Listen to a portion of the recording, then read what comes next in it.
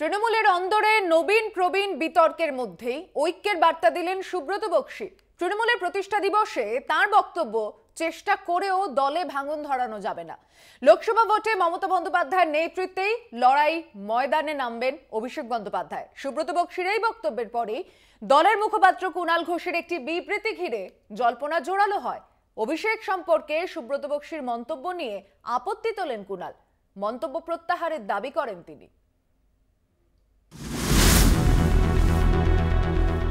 দলের প্রতিষ্ঠা দিবসেও তৃণমূলের নবীন প্রবীণ প্রশ্নে বিতর্ক।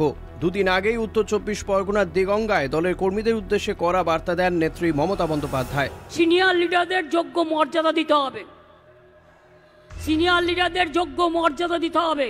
এটা আমি বারবার বলছি। পুরনো চাল কিন্তু ভাতে বাড়ে আর নতুন চাল আগে বাড়ে।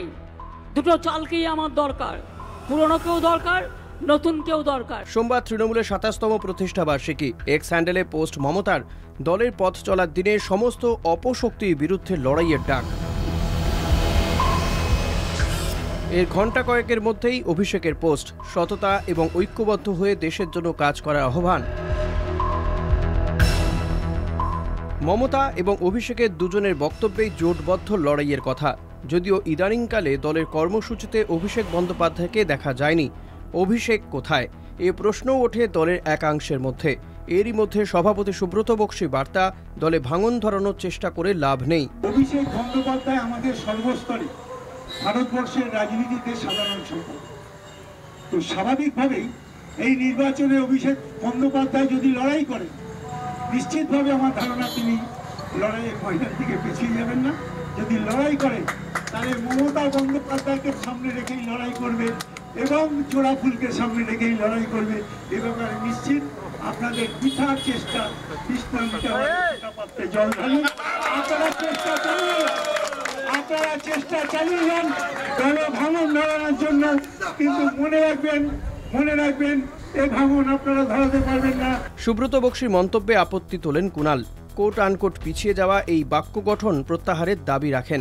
যে কথাটি সামনে এসেছে যে অভিষেক আশা করি পিছিয়ে যাবেন না, এই পিছিয়ে যাওয়া কথাটায় নিশ্চিতভাবে আমাদের মতো সাধারণ কর্মী সমর্থকদের আপত্তি থাকছে।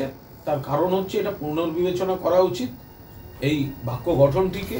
দলের সভাপতি এবং মুখপাত্রের এই দ্বন্দ্ব ঘিরে জল্পনা জোরালো হয়। প্রশ্ন ওঠে, মুখপাত্রই কি দলের মুখ?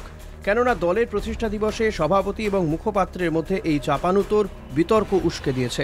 এই শুভেন্দু অধিকারী আর বিজেপির কয়েকজন আমাদের নেত্রী মমতা বন্দ্যোপাধ্যায় এবং অভিষেক বন্দ্যোপাধ্যায় সম্পর্কে চূড়ান্ত অকথা কুকথা বলে চলেছে রোজ।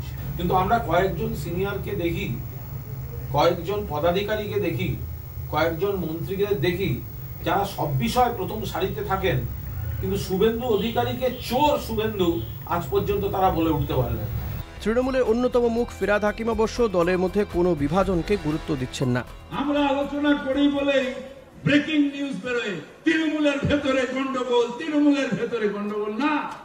তৃণমূলের মধ্যে গণতন্ত্র আছে, তাই আমার মতবাদ আমি বলি এবং আমি প্রত্যেকে জিজ্ঞেস করুন, প্রত্যেকের মতবাদ শুনি। যেদিন পার্টি অফিসে থাকি আমার নিজের ক্রিটিসিজম আমি শুনি। তার কারণ আমি ভগবান হয়ে যেতে পারি না মোদিজির মতো। আমার কাজে যদি ভুল হয় আমার সহকর্মীরা আমাকে ধরিয়ে দেবে। আমি মমতা ব্যানার্জির সামনে অনেক কিছু বলি, তার মানে এই নয়